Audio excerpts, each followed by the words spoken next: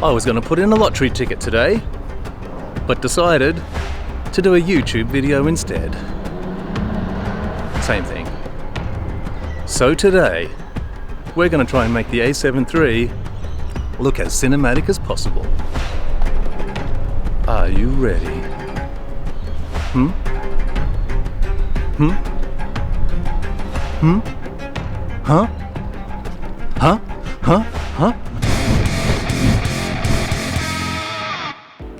Let's do a quick, general, cinematic checklist first.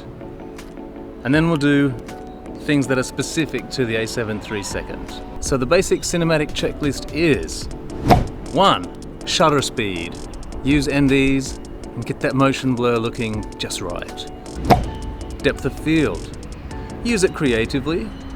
Isolate your subject, blur out that background, or if it's an establishing shot, or trying to tell a story about depth, then you want to have everything in focus. 3. Dynamic range. And 4. Nail your white balance and check it every half hour or so. And maybe add some extra things to the general checklist. Number 5. Pick a really good setting like this, like what I have picked for you, including an old discarded fridge. And while I'm there, then everything else on the set, I guess, like clothes, costumes, nice and plain, nothing like this, no writing. And while we're there, we might as well talk about a few other things. Sound design is a big one. Try to go to a place where there's no dog barking, amongst other things. Okay, now back to things that relate to the A7 III. So the first is dynamic range, once again. And secondly, and this is the other main thing, it's sometimes either or, is colors. It's a balance on these cameras with their shitty 8-bit depth and shitty codecs. Quite often you have to choose between good colors or dynamic range. You've got to decide what your shot's going to look like in post before you start filming your film, before you start shooting your film. So you've got to do some tests, decide on a LUT, decide on how rich do you want the colours to be, do you want it to be true, do you want it to be like a romantic comedy or documentary style, or just happy colours, very true colours, or are you going for more like a processed look, like an action film or horror thriller? Because you won't be able to change your mind too much on the A7 III in post. You have to decide beforehand, and then it looks fine. So currently I'm shooting on HLG2 with BT 2020 as my colours. And what do you think? Does it look cinematic?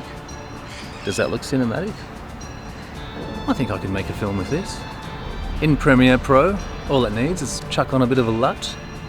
I think the Fuji real Fuji 250D was looking pretty good on this, but there's a few others. We'll talk about that more on the computer.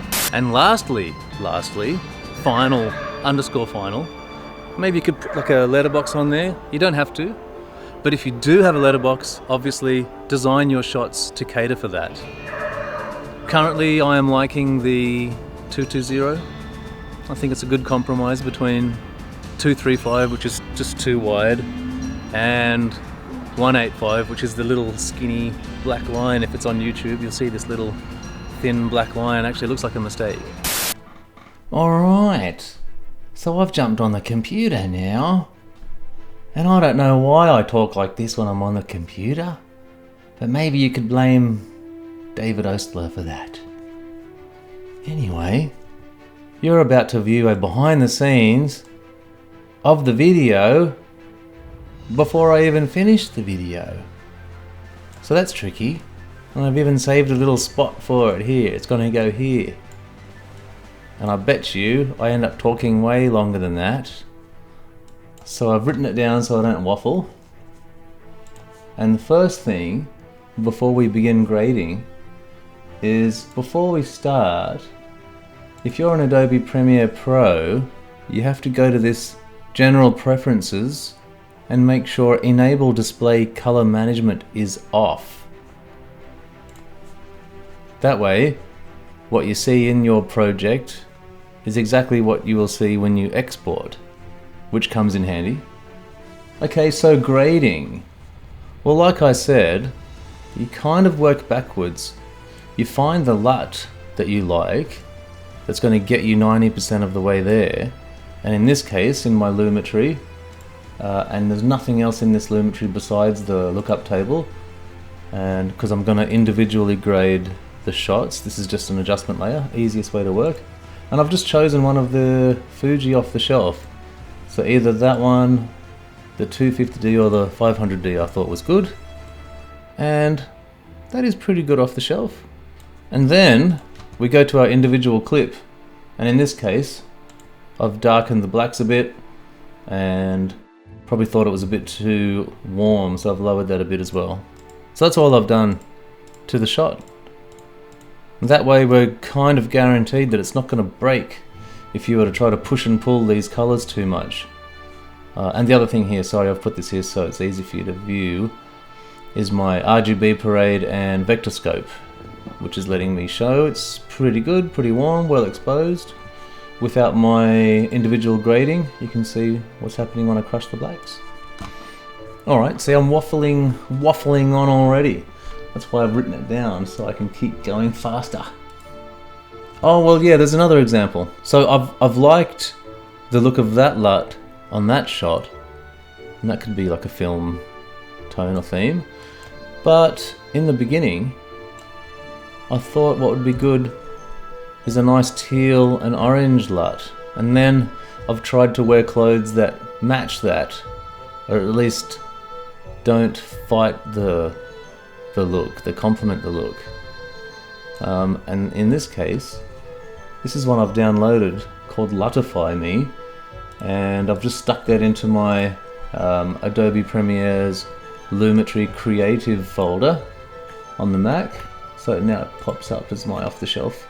And this one's called Hewlandite Rec 709. I won't need to install the log ones because I've given up on those. See, I'm waffling already, so I'm not following my script. So in this case, if I turn off my individual grading, which I've done, it's almost there. I think it's almost there. Do you? See? And all I've decided to do in this case is, looks like a bit more contrast. Let's open it up and have a look. I've lowered the color temperature. Yeah, more for the background, I think. The whole shot was washing out a bit warm, and washing out in general in terms of exposure. So I've added a tiny bit of contrast and boost highlights, lower the shadows, and I think the shot started darker than it finished, so there's a little bit of keyframing going on there. I didn't crush the blacks too much on this one, basically because there isn't really. I mean, there's this car, so arguably I could crush that a bit more. But if there is no blacks in your shot, you don't always have to have the full gamut of exposure, because that would be silly. I'm not using any tools to get the skin to be consistent between shots. And I think it's not laziness, it's just I'm used to it now. And if the skin doesn't look right, I'll kind of know. But if you feel you have to, then I guess you could just mask it out, grab your skin area like that, have a look at where it's showing up on your scopes just to make sure you're happy. You could do it that way. But like I said, I just eyeball that now. Don't think too much about it. Just make it look good. Alright, let's jump over here. Talking too long again. Exposure. Well, I've kind of already talked about it. So, I don't use the Shogun Inferno or the small HD with false colors anymore and try to expose for skin and try to get the skin, you know, in the green part of the small HD. I used to do that, but I'm not filming in RAW and I'm not filming in slog. It's actually much easier to see what you're going to get. So we don't really need that. We just need to protect our highlights, but at the same time make the shot as bright as possible. So I'll repeat that again. We make our shot as bright as possible, but we turn zebras on and we protect the highlights. And that will give you correct or very usable exposure in your editing suite for like 99% of your shots. So that's all I do now. And you'll be surprised how much you can push and pull, you know, in a non-destructive way if this wasn't bright enough. You know, you've got your gamma, which is not destructive, and you can actually afford to boost your exposure a little bit too. So like I said, you make it as bright as possible, but you protect the highlights. That's all I do now. And trust me, that works. You don't overthink it on this camera. What you see is what you get. And the more true you can keep the image that you've recorded, the better your skin tones are going to look, and the better the color's going to look, and the less digital, I guess is the word, it's going to look. Alright. So the only thing I watch out for is blowing out the shot. Yep, that's good. Oh yeah, unless you get the tricky shot where, you know, you're standing in front of a bright window or background, then you have to eyeball it. Probably even turn off your zebras then, so it's not distracting. And then you decide how much of the skin exposure you would like to favor. That's definitely a HLG shot anyway, if you have a tricky lighting scenario like that. You want to avoid it looking video-like, and that's one thing that'll kind of bust you straight away. It's a gotcha. The audience will notice that one. What else have I written down here? Oh yeah, okay, so we're nearly done for this computer session. The last thing I've written down here is a quick mention on anamorphic versus crop bars. Well, obviously you'd want really awesome anamorphic glass, and you get the, you know, the elliptical bokeh balls in the background, and you'll get your J.J. Abrams lens flares and whatnot. But in reality, it's a pain in the ass. And I know what you might say is that by cropping it, you're losing all this info. But that's only if you didn't film with crop bars in mind. Okay, and the reason why I wouldn't do it, film in anamorphic that is because those anamorphic lenses are based on crop bodies and APS-C, and you have a full frame camera with beautiful spherical full frame glass, and all you have to do is shoot with your crop in mind. And most cameras have at least a 235 display. I think this one does. Yeah, it does. The A7iii does. Film that in mind, the little bars pop up. You're not wasting anything. You know what you're shooting. But you're not wasting... I don't like that argument that you're wasting sensor real estate. Like, you've got a full frame camera. Use it to your advantage, and you won't have any of the pains of the anamorphic system. Full frameness. Embrace it. Now my other favorite is the same picture profile, PP10, HLG2, but instead of BT 2020 colors, it's Rec 709. And to me that makes the skin look more skin tone-ish, a bit more red. What do you think? The sun's gone away, so there's more shadow. So I need to take that into account. I'll try to grade everything back into being kind of consistent on the computer. But what do you think? More skin tones. More favorable for skin tones. So maybe I would reserve this slight subtle difference to my picture profile. I would reserve this for more, I guess, happier films. More true to life films, like your romantic comedies. Maybe. Yeah, or pretty much anything else besides horror thriller. The more you process the colors, the more you're heading towards a color theme, the more you're kind of scaring your audience. You want to bring back the colors.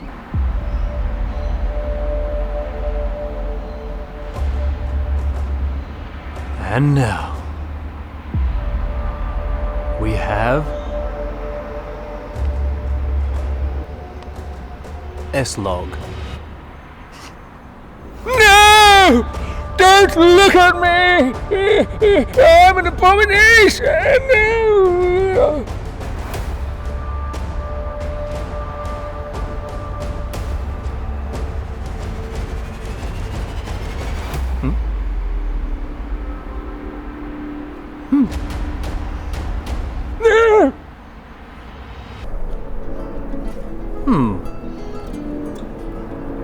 Their slog in black and white ain't so bad actually. And back to HLG, either or. Good for dynamic range. Don't have to worry about colours. Just get really good audio and you've got yourself the next Roma. Might be onto something here. A7iii. Really good at black and white. Maximise that dynamic range.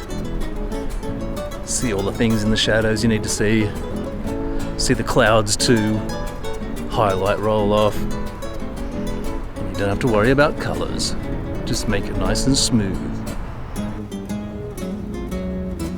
Oh, I have colour again. I'm a person of colour.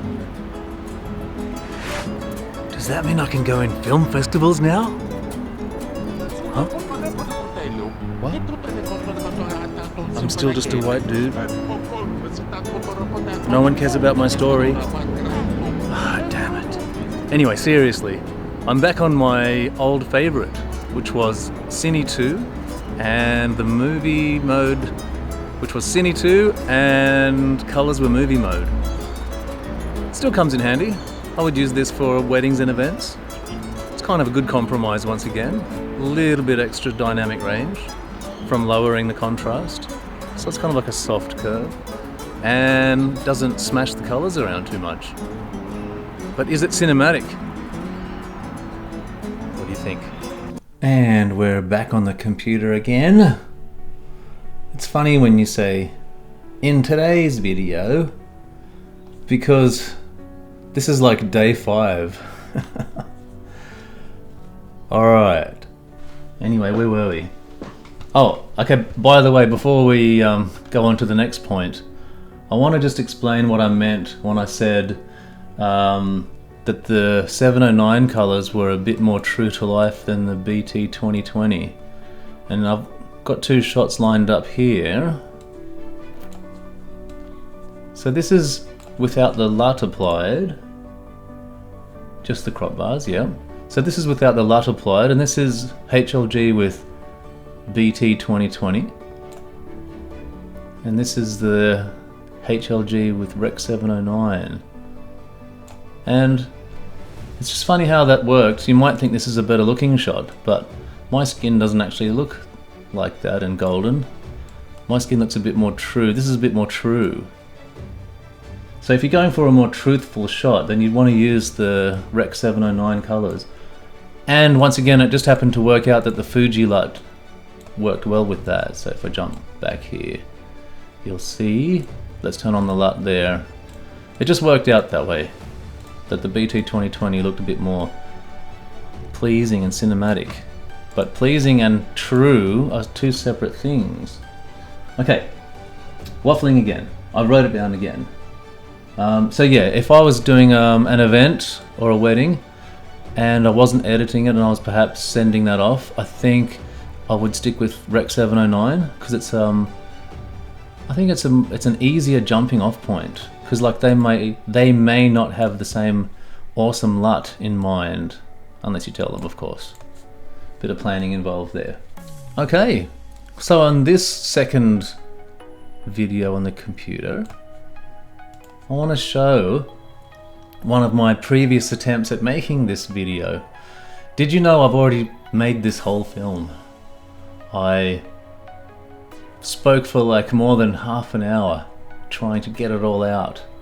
And then it rained, and then I was stuck in this shelter here. Look at me go. And there's one point I want to talk about with this, and that is trying to get a shot that ended up looking quite video-like, and making it cinematic was tricky in this case. So I'll show you what I did. The thing that broke it out of the cinematic appeal, in my opinion, was just how it came out of camera. Even with HLG, you'll see, look at that. Look at the greens. And if I right-click this, and just to go reveal in Finder, I just want to confirm something. This is how I do it. HLG, yeah, it was the BT 2020, although that says Rec 2020, and the camera it says BT 2020. So, I filmed that, thinking it was going to look cinematic. And once again, that's your more muted colors. And I really had to push that to get it looking muted. And then once you apply the grade, if I didn't do my individual tweaks, it would have looked like that. So what I've done is process the greens out, desaturate them, darken them a bit, so that they're not drawing attention to itself. It's a very subjective thing, what is filmic, what is cinematic. But a good basic starting point is nothing offensive, nothing that draws your attention away from the story you're trying to tell, unless for some reason maybe you're making a film about grass and your whole film is green. No one's saying that's wrong. I'm saying don't draw attention to something that shouldn't be there for one, or detracts from your story.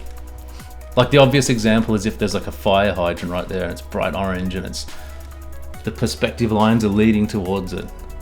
Audiences are clever. They'll be wondering, why is there a fire hydrant there? Is it going to explode? Is it part of the story?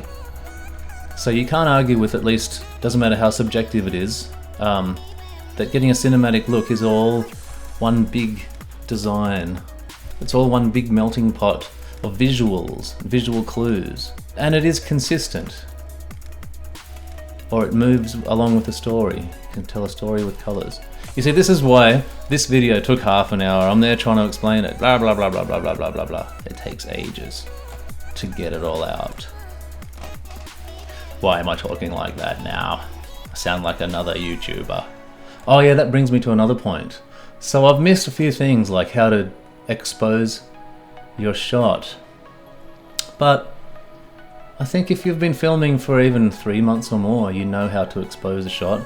And there's so many friggin' YouTubers out there now. I'm sure you can find some tutorial about that. And if you can't, let me know. But I'm sure no one will ask for an exposure tutorial. I'll make it. I'll do anything. Okay, waffling, wasting time. So, that's a brief, I don't want to talk too much about that. It was the greens in that case, just to keep that look. If I was embracing that look, that was my film, which in this case was the Fuji Reel 500D. Then, if my movie was in this kind of look, that shot would have broken it. So that's why I've treated it. But you know what? I want to show you how I did that. And it took a few attempts because I did break the shot. And the way I would approach pushing colors around to save shots is I would use the curves in Lumetri. I wouldn't use this hue, saturation, luminance secondary widget, because picking a color and then masking it based on a color, I tried it. There's not enough color information there and it gets noisy.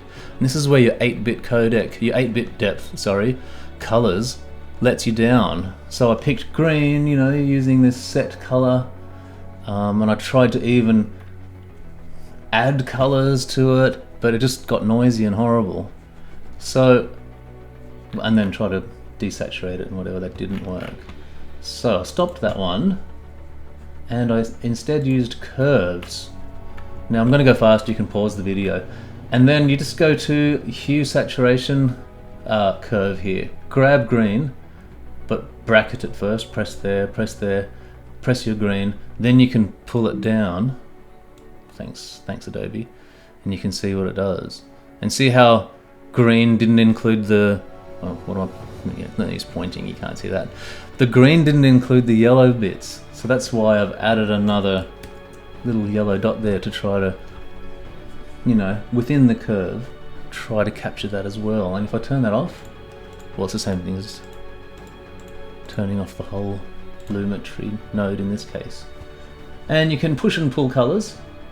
I think Colorista had a better way of doing that, even Film Convert.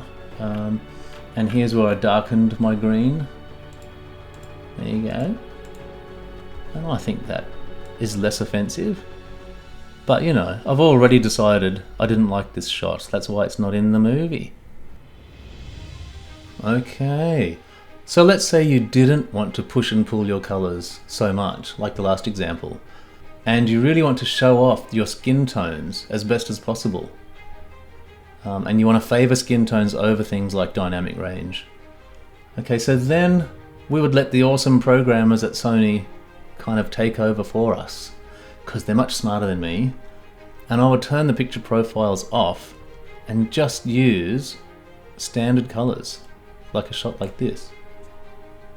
So this is Sony's best way of capturing skin tones, is just to have no processing at all. And you can see how soft and smooth it is. This is just simply PP off and standard colors. And so from there I can add my LUT, and don't have it too much, you know, add it to taste. Don't want to ruin the shot. And that's how I would focus on skin tones. So if I turn all that off again, and now go to another example. So this one, if I just go right click, show in Finder, this is also, okay, this is also just PP off. Same again, so you've got two different skin tones here. And once again, I've tried to expose that as good as possible, which means as bright as possible without the skin being too bright. Expose that as good as possible.